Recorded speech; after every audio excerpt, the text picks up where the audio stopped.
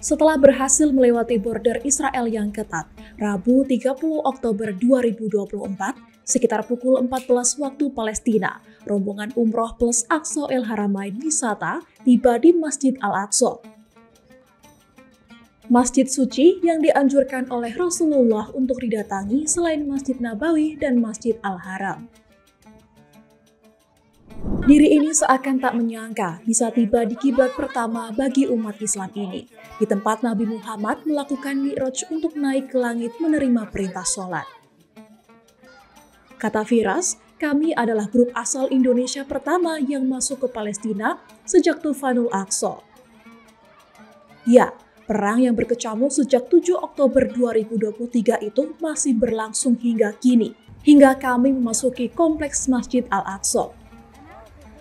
Kementerian Kesehatan Palestina mencatat sedikitnya telah ada 42.000 lebih korban jiwa dan 100.000 lebih korban luka-luka warga Palestina. Kami datang membawa titipan salam dan semangat kemerdekaan dari masyarakat Indonesia untuk warga Palestina. Untuk memasuki kompleks Masjid Al-Aqsa harus melewati kota tua Yerusalem. Kami memasukinya melalui gerbang Herods. Kota tua Yerusalem menyambut kedatangan kami dengan cuaca cerah. Jalanannya terbuat dari batu berukuran besar, halus yang disusun rapi. Suasananya semakin syahdu dengan aktivitas para pedagang dan anak-anak Yerusalem yang pulang sekolah. Mereka nampak antusias melihat kedatangan kami, tersungging senyuman dari para penghuni tanah yang diberkahi. Sekitar 20 menit menyusuri kota tua, tibalah kami di salah satu pintu masuk kompleks Masjid Al-Aqsa. Dari kejauhan sudah terlihat tentara Israel yang menjaga. Ada 4 tentara yang berdiri di sana. Semakin mendekat, semakin terlihat ternyata mereka masih muda-muda, 2 perempuan dan 2 laki-laki. Kami diminta menunggu sejenak. Mereka sepertinya berkoordinasi dengan komandannya. Apakah rombongan asal Indonesia ini boleh masuk? Kamera berukuran jumbo terpasang tepat di atas para tentara itu berdiri. Mereka tidak terlihat seperti tentara profesional dari caranya menenteng senjata. Belakangan kami tahu, ternyata ada wajib militer bagi pemuda dan pemudi Israel. Beruntung, kami diperbolehkan masuk setelah pemeriksaan tas secara ketat tentunya. Kami melewati sebuah pintu berukuran besar yang terbuat dari kayu. Di sekelilingnya benteng berbatu. Seketika, ingatan terbang melayang ke kisah pembebasan Al-Quds oleh Khalifah Umar bin Khattab saat ia menerima kunci tempat suci itu dari Patriark Sopronius. Seluruh penduduk Al-Quds termasuk Sopronius terkaget-kaget saat melihat Umar tiba dengan unta yang ditunggangi pelayannya. Mereka tidak menyangka seorang pemimpin Islam penakluk Baitul Maqdis datang dengan pakaian yang sederhana dan membiarkan untanya ditunggangi pelayannya. Takjub, tidak bisa berkata-kata saat kami memasuki kompleks Masjid Al-Aqsa. Pohon zaitun dan cemara mengelilingi kompleks itu. Kami berhenti sejenak melihat ada beberapa rombongan orang-orang Yahudi dengan pakaian khasnya kapoteh dan topi fedora. Mereka dikawal tentara Israel. Kemudian kami berjalan beberapa meter lalu tampak di depan mata Kubah As-Sakhroh atau The Dome of the Rock.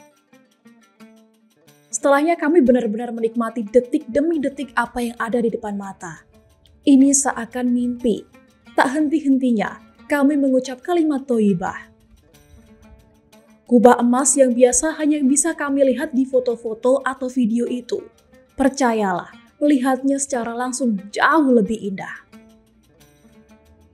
Suasana syahdu terasa begitu kami memasukinya. Ada banyak kakek-kakek yang duduk di kursi khusyuk mengaji.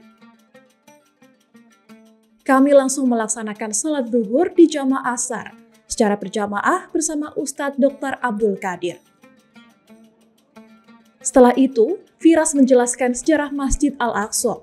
Dia memulai penjelasannya dengan bertanya. Tapi ini bangunan ini bukan Al-Masjid Al-Aqsa. Dan kubah hitam juga bukan Al-Masjid Al-Aqsa. Jadi di mana Al-Masjid Al-Aqsa? banyak orang sampai sekarang belum tahu apa itu perbedaan antara kubah kuning dan kubah hitam. Yang terjadi di sini ini puncak Bukit Moria. Nabi Muhammad injak di puncak bukit mau naik ke langit. Puncak Bukit Moria saja, bukan semua bukit. Puncak Bukit Moria saja yang mulai mengikuti Nabi Muhammad. Diperhentikan oleh malaikat Jibril. Jadi imajinasi bahwa ini puncak Bukit Moria, mulai mengikuti Nabi Muhammad, diperhentikan. Yang terjadi di sini itu apa?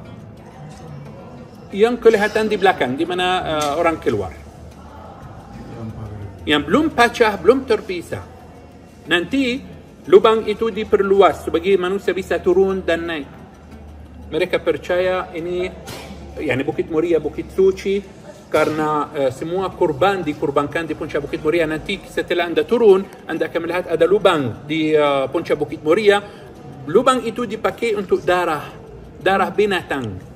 Kalau domba, kalau kambing disembelih di puncak Bukit Moria, darahnya turun masuk ke dalam Bukit Moria. Sekarang banyak orang mulai ambil bagian dari batu dari puncak Bukit Moria.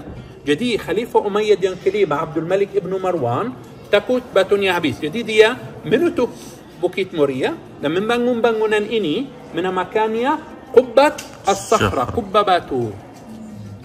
Bangunan ini khas Bukit Moria, khusus As-Sakhra, khusus batu, untuk mempertahankan batu saja. Bangunan ini yang berkubah kuning bukan masjid, bukan jami'. Ini museum. Kalau orang masuk melihat 3 helai rambut kepala Nabi Muhammad, tempat bekas telapak kaki Nabi Muhammad, batu dari mana Nabi Muhammad naik ke puncak. Tetapi sekarang bisa salat di sini karena terletak di dalam Masjid Al-Aqsa. Pada zaman Nabi Muhammad dilarang salat di sini karena ini puncak kiblat Bukit Moria. Sekarang anda duduk di atas Bukit Moria. Jadi dilarang salat di atas kiblat. Seperti sekarang dilarang salat di atas Al-Kaabah. Jadi sekarang setelah kiblat dirubah, diganti ke selatan, bisa salat di sini. Tapi selama 17 bulan waktu Nabi Muhammad SAW dan orang Muslim salat, dilarang salat di puncak Bukit Moria. Jadi ini dibangun duluan pada tahun 691 oleh Abdul Malik ibn Marwan. Anaknya Al-Walid ibn Abdul Malik ibn Marwan membangun kubah hitam yang dinamakan Al-Jami'ul Aqsa. Karena bangunan kedua-duanya terletak di mana? Di dalam Al-Masjidul Aqsa. Jadi Al-Masjidul Aqsa itu seluruh kawasan Bapak Ibu 144,000 meter persegi. Kalau anda salat dekat tempat ambil wudu, kalau salat di bawah pohon zaitun, di dalam sini, di dalam kubah hitam, ini semuanya Aqsa. Satu rak'ah sama dengan 500 rak'ah, dan ada hadis 1000 rak'ah. Di Masjid Haram 100,000, di Masjid Nabawi 10,000, di sini ada kemungkinan 500 atau 1000. Tapi itu salat fard saja. Sejajar dengan Kubah Al-Sakhra, ada Masjid Al-Qibli atau Masjid Jami Al-Aqsa. Letaknya lurus turun sedikit dari Kubah Al-Sakhra.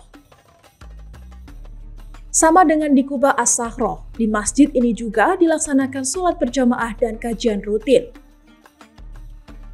Beberapa orang juga terlihat salat di pelataran Masjid Jami ini, menunjukkan mereka tahu sekeliling kompleks ini merupakan Masjid Al-Aqsa.